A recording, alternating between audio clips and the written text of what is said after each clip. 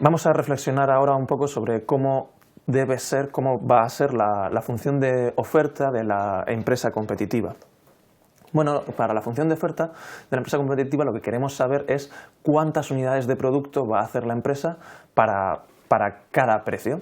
En un principio, lo mejor que puede hacer la empresa, cuando una empresa está produciendo, tiene que producir lo óptimo para esta empresa, si va a producir, es producir todas las unidades que le generen un beneficio y no producir aquellas unidades que no le generen un beneficio. Por tanto, esto lo consigue la empresa, la empresa lo que va a hacer es producir todas las unidades hasta que la última unidad del precio se iguale al coste marginal. Esto es lo que debe hacer una empresa para comportarse de forma óptima si va a producir. Producir todas las unidades hasta que la última unidad, el precio se iguale al coste marginal. Lo que ocurre es que esto que hace la empresa, que es lo mejor posible, puede ser que signifique para la empresa tener pérdidas. Entonces, si la empresa tiene pérdidas, pues nos tenemos que plantear si lo que le conviene a la empresa es producir o no producir.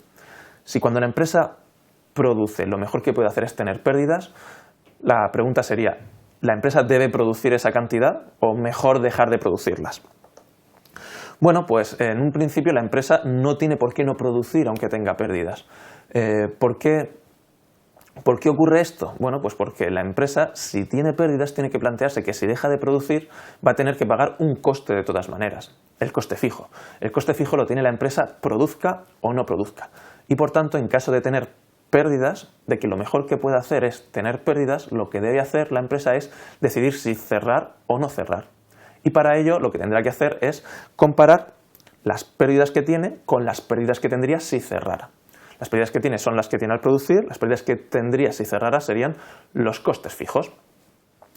Por tanto, lo que tiene que ver la empresa es si los ingresos que le genera la producción le permiten pagar todos sus costes variables y parte de sus costes fijos, o no puede hacerlo, o los ingresos que le generan no le permiten pagar los costes variables. La comparación de los ingresos es respecto de los costes variables. Si la empresa consigue unos ingresos superiores a los costes variables, lo que tenemos que darnos cuenta es que la empresa puede pagar todo lo que le cuesta la producción y aparte va a ser capaz de costearse algunos costes fijos, aunque esté teniendo pérdidas. Si los ingresos están por debajo de los costes variables, son inferiores a los costes variables, a nuestra empresa pues no le va a interesar producir porque no va a ser capaz de pagar ni siquiera los materiales que necesita en el proceso productivo y va a tener que pagar de todas maneras sus costes fijos. La idea detrás de este planteamiento que estamos haciendo de si cerrar o no cerrar, dependiendo de si los ingresos son mayores o menores que los costes variables, son el hecho de que a la empresa le interesa cerrar siempre que tenga un excedente positivo, porque de esta manera, pagando todos sus costes variables, puede hacer frente a algo de los costes fijos que tendría que hacer los frentes si cerrara la empresa por sí sola. Por tanto, ¿cuántas unidades de producto va a producir la empresa? Pues lo que va a hacer la empresa es producir lo mejor que puede hacer, las unidades que el óptimo en caso de producir, que es aquellas unidades en las que se iguala el precio al coste marginal, siempre que dicho precio esté por encima del coste variable medio, es decir, de lo que en media le cuesta a la empresa producir cada unidad. La empresa va a producir la cantidad que haga que el precio sea igual al coste marginal si dicho precio está por encima del mínimo de los costes variables medios, ya que de esta manera la empresa puede pagar con esa cantidad óptima todos los costes variables y parte de los costes fijos.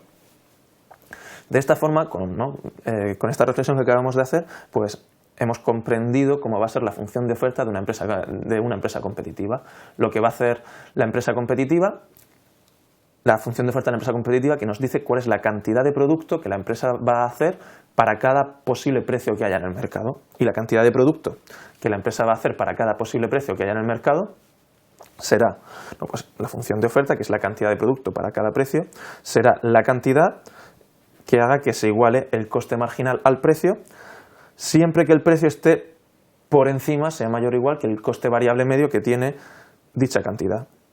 Y la empresa va a producir cero, es decir, va a cerrar siempre que el precio esté por debajo del coste variable medio, del mínimo del coste variable medio.